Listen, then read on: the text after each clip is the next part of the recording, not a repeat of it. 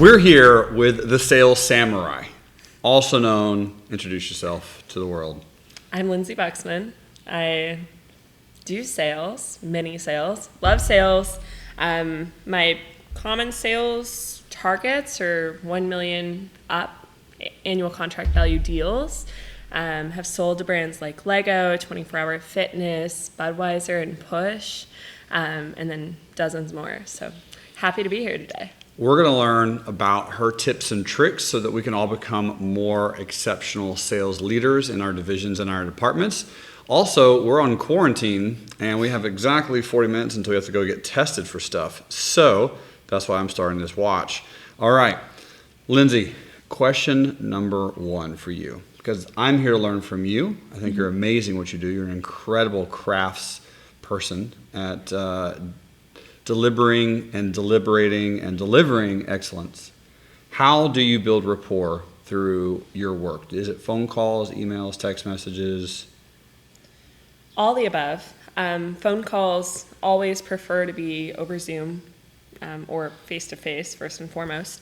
But being over Zoom and getting to know them, looking them in their eyes, that can build rapport. But it starts before that. It starts coming into the room, being the most knowledgeable person about your space, about your product, and really being there to help them.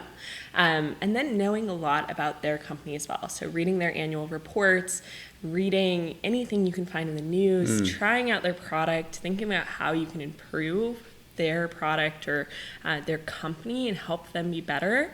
I think that's the first step to building rapport. It's going in with the right mindset, wanting to be a helper and not a taker, and just giving as much as you can to each opportunity you have to meet them. Yeah.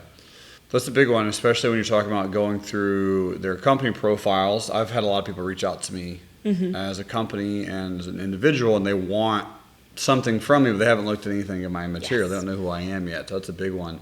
Do you ever suggest going on their like Facebook pages or the social media? Always, especially if you're selling something digital marketing, like in digital marketing. If it's related to that, sign up for the emails, sign up for Facebook, like really get to know the brand. And it takes maybe a couple of hours, 2 or 3 hours. But if you have a call with the CMO or director of marketing or just your target person, why not go prepared? It's going to pay off in dividends. You're going to get to take out those initial 15 minutes of tell me about your business, tell me what you do, because you actually know that and you can start at a different place. Whereas most of your competition, well, you have to assume they're doing it and then do it better than they are, but most of your competition isn't doing that because they're lazy and they take the call and say, oh, why do you want to talk to me today? Even though that person you should assume doesn't really want to talk to you. Yeah, oh, exactly. So what's your opening line statement? So you're calling warm leads. Yeah. People know that you want to speak to them and they know that you're about to call them. What's your opening line with a phone call or a Zoom meeting? Yeah, so always start with thanks and really get to know kind of what they're interested in learning about. I typically have 5 to 10 questions written down that I want to ask throughout the conversation, but I never try to lead the conversation. So I'm subtly leading the conversation, bringing it forward, but I also let them say what they want to say and get it out, like what they want to get out. So if I only get 6 of my 10 questions, that's not a big deal. I'm prioritizing along the way. I'm learning that as I need to, and just making sure they're having a good experience and they're going to want to learn more. So it's not really a sales opening line. It's just like thanking them and getting to know them, which probably doesn't feel like the normal like sales approach. Again, I'm selling deals that typically take 6 to 12 months to get to a signature. So it's not something where I really need to, in that first meeting, get everything about my business across. But you can build a lot of rapport. You can start to mirror them. You can start to make them feel like you're their friend in many ways, because people buy from people. And so you've got to be one of the best, most organized, most interested people in their business and helping them succeed. Yeah. Because at the end of the day, they're buying something so that they can do better at their job and they can succeed. My big takeaway from what you just mentioned is that you want them to learn something. Yeah. You're there to ask them, what would you like to learn? How can I help you? How can I provide value? And usually when you're talking to someone and you're working on any type of sales relationship. Doesn't matter if you're in health insurance, car insurance, you're selling a car, or you're selling an educational product, or in your situation, some type of loyalty program. What you have the ability to do is figure out from your customer what they need, why they need it. So you're just asking a lot of questions is what it sounds like. Yeah, asking questions and figuring out where I can provide value. Okay, I like that. You mentioned mirroring and rapport. What is that? So if you mirror people, either mirror them over Zoom and mirror how they're, if someone has a cup of coffee and I know that my friend at this brand drinks coffee, I'm always going to show up with a cup of coffee so she feels like it's coffee hour. I've done that. She's recognized it. She loves that. So you bring your coffee to that meeting because she drinks coffee. But in emails as well, I shape my email to be in their format. So if they send exclamation points, I'll send them. If they don't, then I might only send 1 or 0, depending on how serious they need to be. So it comes down to whenever I get some kind of inclination of who they are, how they interact in the business world, I'm following them and just trying to be as like them as I can be. Yeah, because this podcast really spurred from, I say podcast very loosely, this thing that we're doing to pass time in quarantine. This really spurred from me asking her how often she uses smiley faces in emails. Yeah. Because your boy over here inundates people's inboxes with smileys. Yes. And that's not a bad thing. The concept of just being smiley, being genuine, being you, that's a good thing. Yeah. But when you're really wanting to build a relationship quickly, that's when I give up the smileys. I've always been a young saleswoman, and so I've had to understand how I can kind of better fit in some ways, and that's one of the things I've given away, but I have not given away my personality. So my emails, they're always as professional as my prospects need them to be. They always mirror my prospects. Any kind of communications mirror my prospect, and I can write a really mean proposal that doesn't have any smiles in it. But meeting them in person, in presentations, you can joke, you can have fun, you can smile, and just be your authentic self, which actually helps you close more deals. Yeah. And so you being authentic, you sending smileys, especially in your first touch where it is kind of a more cold email, but then along the way, because that's who you are, it makes sense. You should do it. Yeah. Well, me and personally, I'm not specifically in your position, but I understand that when you're mirroring, can you give me a physical example? Because when I think of mirroring and matching and rapport building in email, I'm thinking if someone says ... and then 2 sentences and then 2 sentences and 2 sentences, you're going to reply back with ... 2 sentences, 2 sentences, 2 sentences. Is that right? Yeah, for sure. So if they always say hi, I say hi. If they say hey, you say hey, first name. You mirror that. The overall paragraph format, if it's always 1 sentence, you do that. If it's 2 sentences, you do that. It's weird how natural it becomes because it's now just this muscle that I can very easily look at their email and just copy that. But that's how you do it. Now, can you do that in text messages also? Yes, and I love texting clients. It typically leads to calls and calls later in the day, which makes you do something for them out of the norm, and it helps for just overall sales process. Help them win, help them be on time, show that you're willing to take a call at 8 p.m. But it's a little bit less likely in my business as well to have text messages. So it really depends. You have to find a reason for them to text you or call you, and then you can get into that world as well. But then texting, you text in the same way as they do. Very intriguing. Now, in the next episode, we're going to be talking about how you get into those positions because you had to start somewhere. So we're going to learn a little bit more about that. For sure. But now let's talk about mirroring and matching on the phone. So you're doing Zoom calls or you're doing phone calls as well. Yeah. How do you mirror and match in that situation?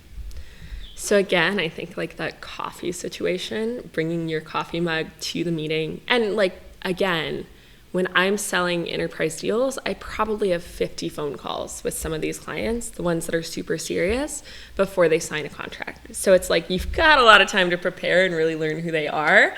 It can even come down to shirts if you want to, but it gets a little bit weird.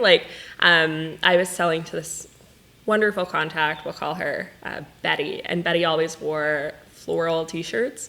And so, I kind of always wore floral t-shirts. So that was one thing. And then it's really just like picking up on how often are they engaged with the camera, how often are they, typing otherwise. Like, you're not going to type, but you can still kind of mirror to the right degree of how much you want to do it.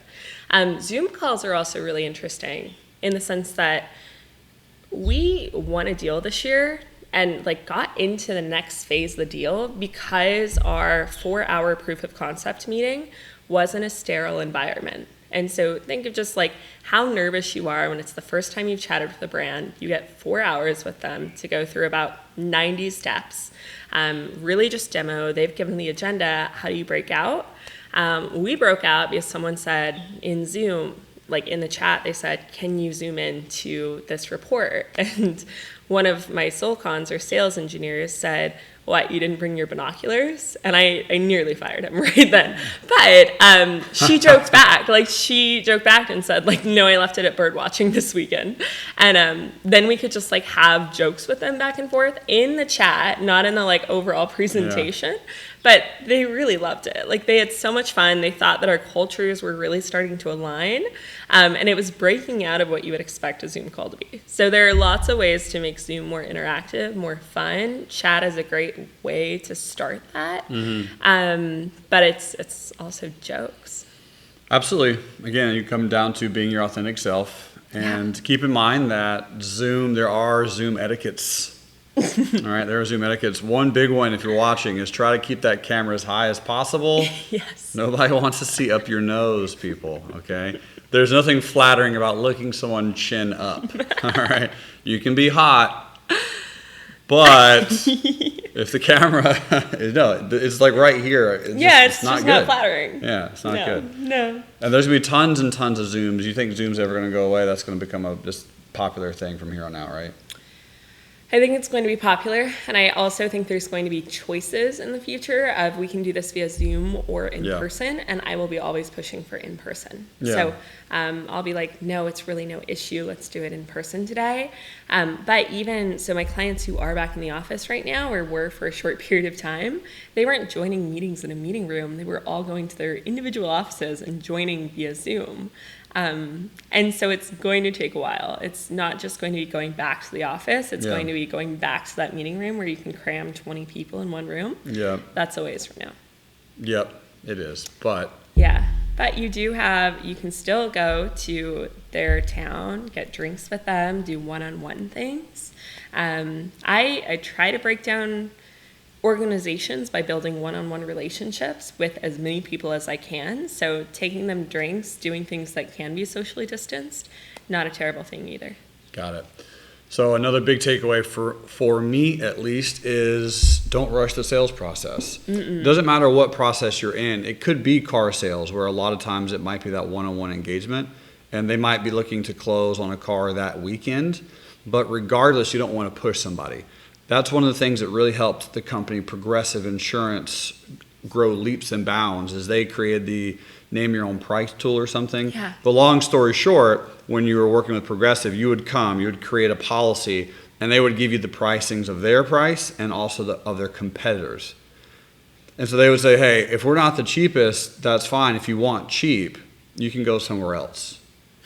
That was their thing. It's hey, we might not be the cheapest, but we're really good insurance, and we're going to give you the exact insurance cost of 5 of our competitors.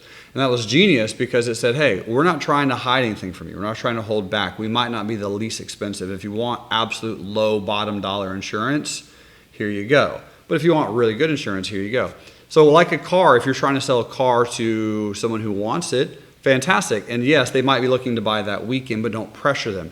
If your car is not right for them, help them find something else. If your product is not right for them, help them find something else. If you add value to that person, you might not close their deal, but they might refer you to someone else who is interested in your product, or they might refer, because you've had referrals before in the past. Yeah, had referrals, especially in COVID. Some of the essentially prospects I was selling to in March that were very late stage deals. Yeah. One worked at a car rental company and he's not going to buy a massive loyalty program right now. So it's he's referring me to other business, which is exceptional. Yeah, love that. Yeah, it's It's weird times, but Yeah. it's always, and your purpose of like not pushing people, the other side to that is just always being there to enable them, always having that proposal or that contract ready whenever they need it. So don't create hurdles. Be there, be on time to all your meetings, get the right people in the room as quickly as possible. So be the easiest person to buy from. Yep. Remove those hurdles, but don't push them. Love it. Love it. In the next episode, we're going to be discussing how you can get into these roles and companies, because sales, in my opinion, is the number one way to grow your net income. So, next episode, we'll see you there.